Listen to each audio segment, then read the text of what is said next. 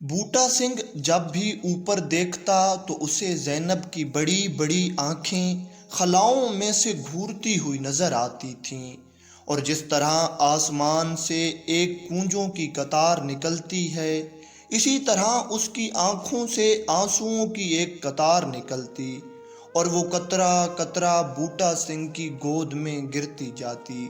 لیکن اب دونوں ملک الگ ہو چکے تھے۔ پاکستان آنے کے تمام ذرائع بوٹا سنگھ نے استعمال کر لیے، لیکن سب بے سود رہا۔ بچی تو معجزاتی طور پر بچ گئی، لیکن صبح کو جہانگیر کے مقبرے پر بیٹھ کر خط لکھنے والا اب نہیں رہا تھا۔ خون سے تربتر تھوڑی دور ایک چٹھی پڑی تھی۔ خط اتنا لمبا چوڑا نہیں تھا۔ اس میں بوٹا سنگھ نے اپنی آخری خواہش بتائی، اور آخر میں یہ لکھا ہوا تھا کہ میں نے زینب کو معاف کیا۔ شروع کرتا ہوں اللہ کے نام سے جو بڑا مہربان نہایت رحم کرنے والا ہے۔ السلام علیکم دوستو، welcome on S G A stories. Boota Singh Jalandhar کا ایک کسان تھا۔ برما کے محاذ کا یہ سپاہی انگریز کی جنگ لڑ کر وطن واپس لوٹا تو ہمیشہ سے اس کا راستہ تکتی آنکھیں ہمیشہ ہمیشہ کے لیے بند ہو چکی تھیں۔ دسمبر کا مہینہ آتا تو سونے دالان میں جاڑوں کی دھوپ کے بدلتے رنگ بوٹا کو بہت اکیلا کر دیتے۔ اچھے کسان اور آزمودہ فوجی کی طرح اس نے 47 کے ساون میں گھر بسانے کا ارادہ کر لیا تھا۔ پینشن سے ملنے والی رقم میں کچھ جوڑ جمع باقی تھا کہ تقسیم ہو گئی، اور ایک دن قافلہ سے چھوٹی زینب سپاہیوں سے بھاگتی بھاگتی بوٹا سنگھ کے کھیت میں آ گئی۔ بوٹے نے سپاہیوں کو دھمکانے کی کوشش کی، مگر ہوس کی ماری آنکھیں زینب کے آنسوؤں سے زیادہ اس سودے میں ملنے والے دام پہ تھیں۔ بوٹے نے دم کے دم میں فیصلہ کیا اور زینب کے عوض سپاہیوں کو اپنی تمام جمع شدہ رقم دے دی۔ تقسیم ٹل گئی تو گاؤں کی روایت زندہ ہو گئی۔ بڑے بوڑھوں کو مذہب اور سماج یاد آ گیا۔ انہوں نے بوٹا سنگھ کو پنچایت میں طلب کیا اور بتایا کہ وہ زینب کو اپنے گھر میں نہیں رکھ سکتا۔ اس کے پاس دو ہی راستے ہیں، یا تو وہ زینب کو واپس کر دے یا پھر اس سے شادی کر لے۔ دسمبر لگنے ہی والا تھا، مگر بوٹا سنگھ کو اپنے آنگن میں پہلے جیسا ہوتا دکھائی دے رہا تھا۔ اس نے سرحد پار جانے والے قافلے کا بندوبست کیا اور ایک مناسب لڑکے کو بھی تلاش کیا جو زینب کے ساتھ لاہور جا کر یا اس سے پہلے شادی کر لیتا۔ ایسے میں زینب کو بوٹا سنگھ کی دی گئی قربانی یاد آ گئی۔ چلنے کا وقت آیا تو اس نے بوٹا سے پوچھا کہ وہ ساری زندگی صرف 2 روٹیوں کی طلبگار رہے گی، کیا وہ اسے یہ 2 روٹیاں دے سکتا ہے؟ خالی گاڑی واپس چلی گئی، اور سورج چڑھتے ہی بوٹا اور زینب نے شادی کر لی۔ اگلے سال ان کے ہاں ایک بیٹی پیدا ہوئی جس کا نام تنویر رکھا گیا۔ جب خون بہہ بہہ کر جم گیا تو سرکار بھی ہوش میں آئی۔ دونوں ملکوں نے اس وقت نیا قانون بنایا کہ دونوں اطراف کی خواتین واپس ہوں گی۔ بوٹا شہر میں تھا جب اس کے ایک بھتیجے نے جائیداد کے لالچ میں پولیس والوں کو بوٹا کی مخبری کر دی۔ وہ واپس پہنچا تو چارپائی کے نیچے زینب کی آگے پیچھے ہوئی جوتیاں پڑی تھیں، اور کھلے صحن میں تنویر بھی رو رہی تھی۔ ابھی دسمبر لگنے میں کچھ دن تھے۔ گاؤں کے لوگوں سے پوچھ تاچھ کے بعد بوٹا سنگھ سیدھا دلی آ گیا۔ شاہدرہ سے کیس کٹوائے، جامعہ مسجد میں اسلام قبول کیا اور اپنا نیا نام جمیل احمد رکھا۔ اگلے 6 ماہ تک بوٹا سنگھ کیمپ کا چکر لگاتا اور جالیوں کے آر پار میاں بیوی ایک دوسرے کو دیکھ دیکھ کر باتیں کرتے رہتے۔ اس دوران بوٹا سنگھ پاکستانی ہائی کمشنر سے بھی ملا، مگر کوئی نتیجہ نہیں نکلا۔ سرکار نے سختی سے قانون کی پابندی کا ٹھان رکھا تھا۔ پھر ایک صبح زینب کے گھر والوں کے ملنے کی خبر آ گئی۔ سارا دن دونوں میاں بیوی جالی کے جنگلے کے ساتھ چپ چاپ بیٹھے رہے۔ بوٹا جب بھی اوپر دیکھتا اسے زینب کی بڑی بڑی آنکھیں خلاؤں میں سے گھورتی نظر آتی، اور جیسے کونجوں کی ایک رفتار آسمان سے نکلتی، ویسے ہی آنسوؤں کی ایک دھار اس کی آنکھوں سے نکل کر گود میں قطرہ قطرہ گرتی جاتی۔ گاؤں میں گزرا وقت کسی اور جنم کی کہانی محسوس ہوتا۔ پاکستان جاتے وقت زینب بچی کے علاوہ بہت سے خاموش وعدے بھی بوٹا سنگھ کے حوالے کر گئی۔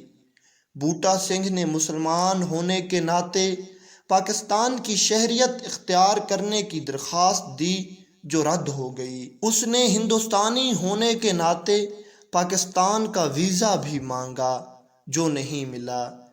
مہر لگانے والے بابو نے اسے بہت سمجھایا کہ دونوں دیس نئے بن گئے ہیں، وہ بھی نیا جیون شروع کر لے، مگر بوٹا انہیں کیسے سمجھاتا کہ پنجاب کے دانے پانی میں کچھ ایسا ہے جو آگے بڑھنے نہیں دیتا۔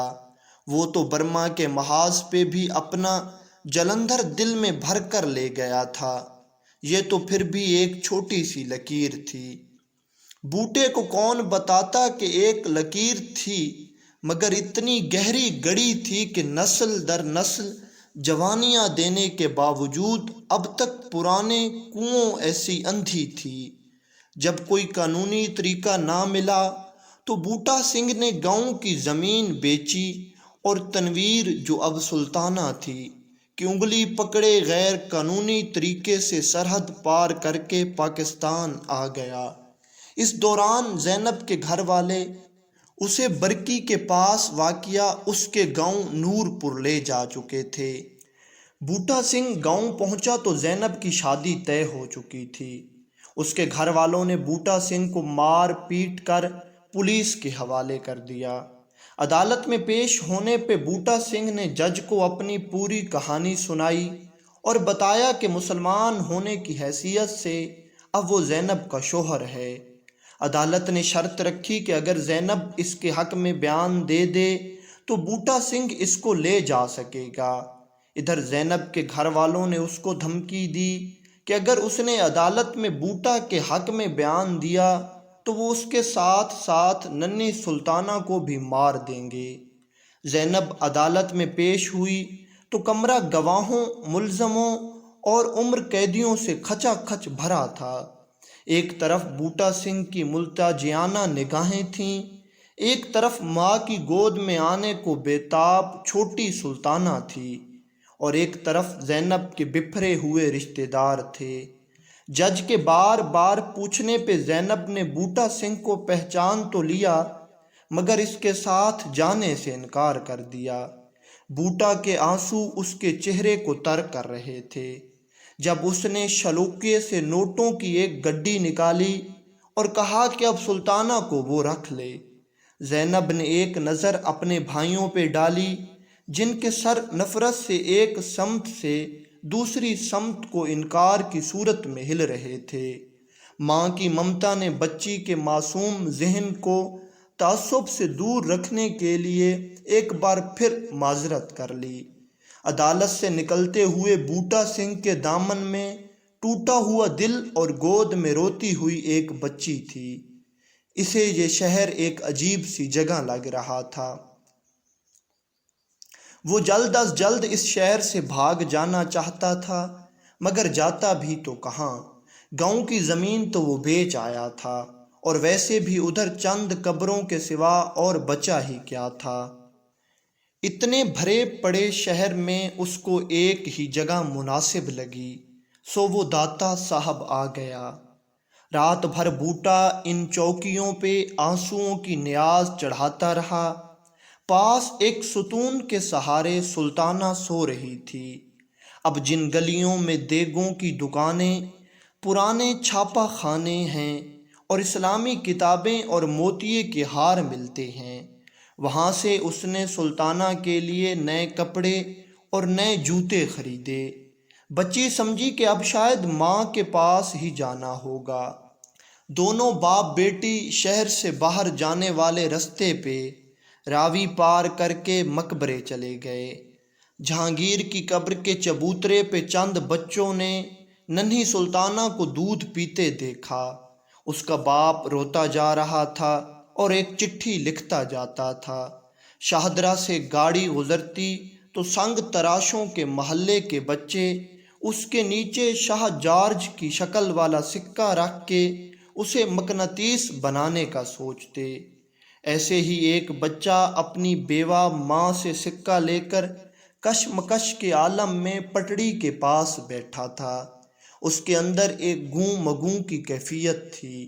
مجبور ماں نے بہت سوچ بچار کے بعد سکہ دیا تھا۔ غربت کی پکڑ سکہ سنبھالنے کا کہہ رہی تھی اور بچپنے کی خواہش اسے مقناطیس کا یقین دلا رہی تھی۔ اتنی دیر میں گاڑی کی سیٹی سنائی دی اور بچے نے ایک اور دن سوچنے کا فیصلہ کیا۔ گاڑی پوری رفتار سے آ رہی تھی۔ دیکھتے ہی دیکھتے سامنے سے ایک شخص نئے نویلے کپڑوں میں ملبوس بچی گود میں اٹھائے آیا اور ایک دم ریل کے آگے آ گیا۔ بچی تو معجزاتی طور پر بچ گئی، مگر صبح مقبرے کی چوکی پہ بیٹھ کر خط لکھنے والا نہ بچ سکا۔ کئی فٹ دور گرے ہاتھ میں خون سے تربتر ایک چٹھی تھی۔ شاید یہی وہ خط تھا جو بوٹا سنگھ نے لکھا تھا۔ زینب، آخر تم نے اپنے لوگوں کی بات مان ہی لی، مگر اپنے ایسا تو نہیں کرتے۔ میں جا رہا ہوں، میری ایک چھوٹی سی خواہش ہے، ہو سکے تو پوری کر دینا۔ زندگی میں تو ہم ایک ساتھ نہ ہو سکے، میں چاہتا ہوں کہ مرنے کے بعد تمہارا ساتھ نصیب ہو۔ مجھے نور پور گاؤں میں دفن کرنا، تاکہ کبھی آتے جاتے تم میری قبر پہ تھوڑی دیر رک سکو۔ خط اتنا لمبا چوڑا نہیں تھا، بس آخر میں لکھا تھا کہ وہ زینب کو معاف کرتا ہے۔ لاہور کے مزاج میں ایسی آتش بازیاں اس وقت بھی چھوٹتی تھیں، سو شام سے پہلے پہلے سارے شہر میں بوٹا سنگھ مشہور ہو گیا تھا۔